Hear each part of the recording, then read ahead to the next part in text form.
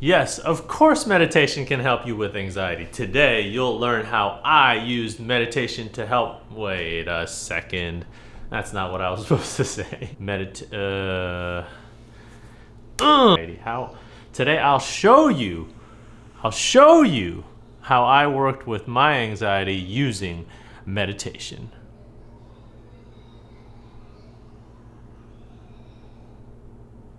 Welcome back to another episode of Cooking with Ray, where each week I bring you new recipes and inspiration for your kitchen.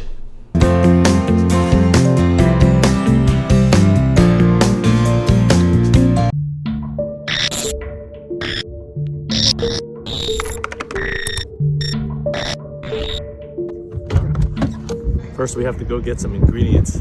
This is Canada's best store.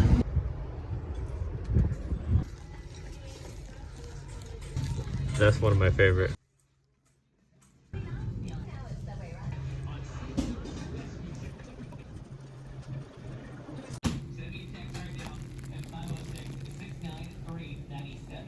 Here's what we're here for. Gotta get some at Michael's. Last stop, Cannabis NB. Atlantic Superstore. All right, we're back. We got some chocolate, some plastic molds, some berries, and some nice tarts. So just a little bit of a warning that meditation can actually worsen your anxiety instead of help it. Imagine if you're on a stage about to give a speech in front of thousands of people and you're nervous, and you bring your attention fully to your nervousness. You become aware of just exactly how nervous you are. You just get more nervous, right? That's probably why they tell you to picture your audience naked. Anyway, real warning. If you're gonna be doing any sort of work around picturing me naked, first of all, consult a therapist. Second, be careful.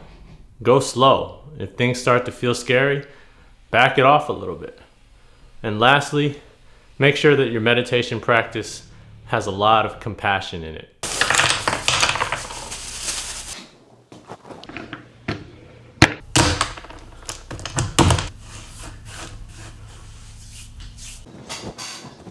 Okay, a little bit about my backstory.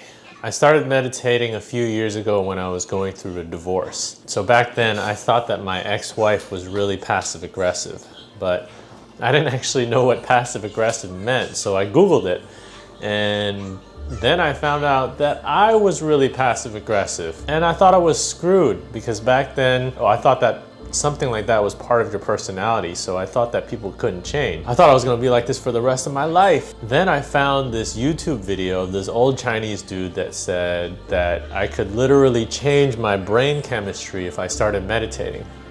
So I thought, I have nothing to lose. And I tried it. I didn't have any sort of training, and I just started doing it. Follow the breath. Follow the breath.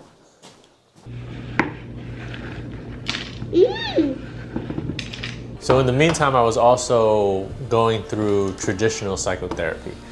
And in the beginning, I was just shopping around for a therapist, and it's tough, because there's so many different types of therapy. There's so many different styles, there's just so much out there, and it's quite overwhelming.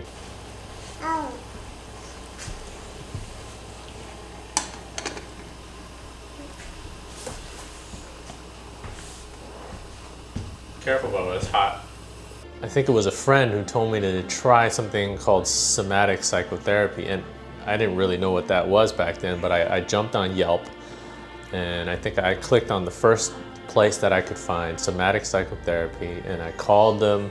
I set up an appointment. I remember I went in there and I filled out this questionnaire, and then I went into the room and I sat on the couch, and the therapist, first she hands me this sheet of paper with all these emotions on it.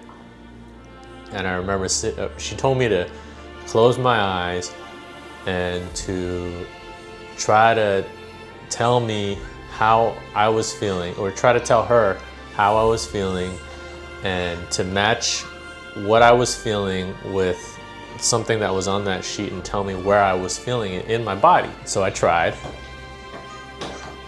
And I opened my eyes and I was like, I have no idea what I'm doing. These things on this sheet of paper, they're just words. I could tell you what they mean. I did not end up sticking with this therapist. I just wasn't ready for that yet. And I didn't even know what somatic meant at that time.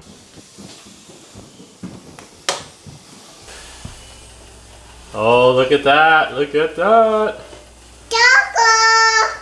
Let's see. Oh, don't step up there. Danger, huh? Ooh.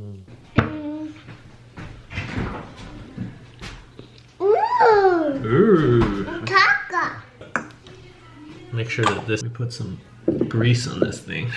And so fast forward a few months, mindfulness of breath, 10 to 20 minutes a day. And I was getting pretty good at following my breath. And I was also getting pretty good at letting go of some of that mind chatter and letting go of learning to not pay attention so much to that voice in my head. You know, the literal voice that narrates your life for you.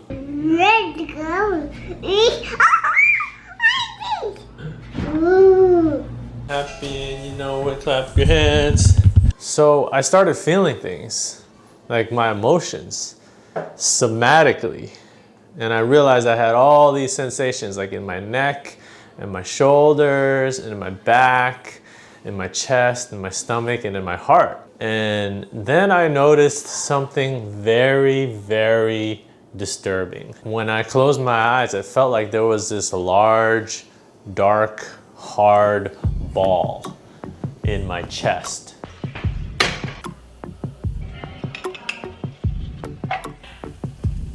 It felt like this big, dark, hard ball of volcanic rock, like obsidian, a big ball of obsidian. And even though I was starting to feel things, back then I didn't really have the language around it. Even though the words themselves were in my lexicon, I couldn't yet connect the actual English words to the feelings that I was feeling inside my body. So I didn't realize it back then, and you may have figured this out by now, but that ball that I was feeling in my chest, I later realized that that was a big ball of anxiety. All right, let's see.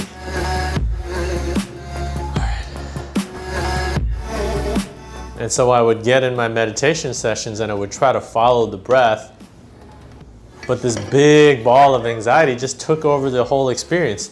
It was like, pay attention to me, look at me.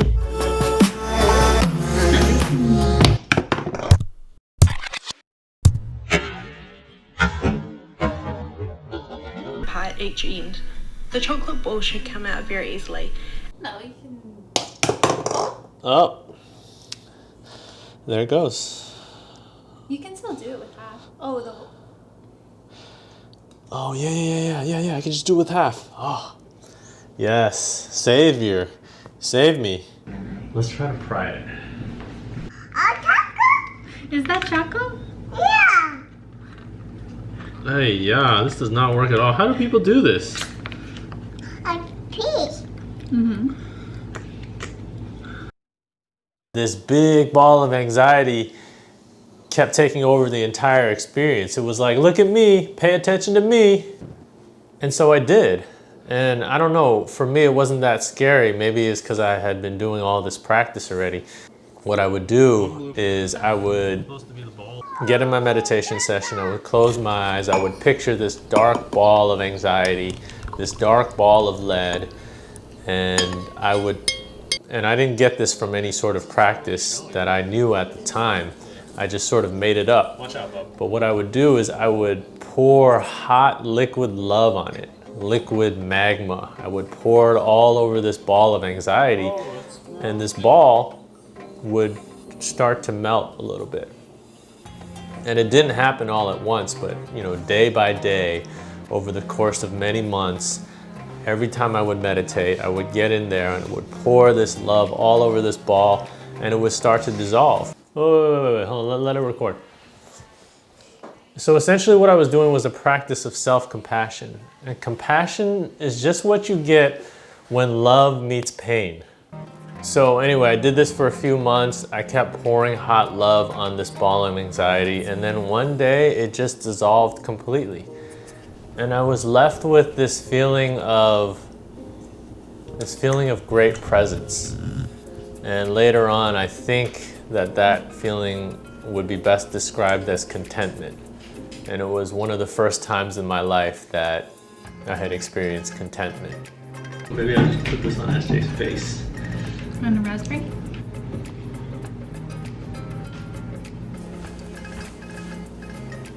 So that's my story of working through anxiety with meditation. After that ball was gone, I got bored with meditation. I would get in there and I would think, wow, I missed that ball of anxiety. And it's not to say that I don't get anxiety nowadays, but it's just not that big ball stuff anymore. Nowadays I get a little bit of anxiety and I process it and then I let it go. I hope this has been helpful for you. Good luck in being with your anxiety. And like always, have fun.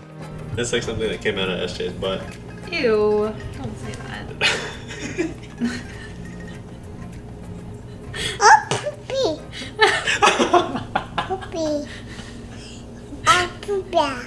You guys want to dig in? You can eat it now, Bub. Good. If you want. If you want to, yeah.